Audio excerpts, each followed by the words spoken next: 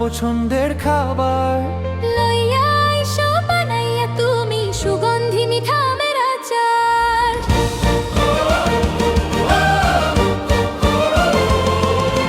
রোদে শুকানো মশলার ঘ্রাণ মনটা করে আনচান।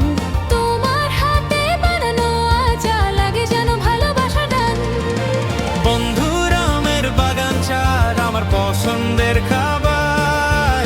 লইয়া আইসো বানাইয়া তুমি আমের আচার, আমের আচার। ঝাল মিষ্টি টক সেই স্বাদে হারায় মন বারে বার।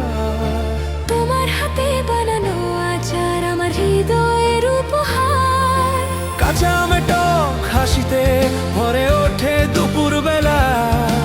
তোমার সাথে গল্প করতে কেটে যায় সময়ের খেলা।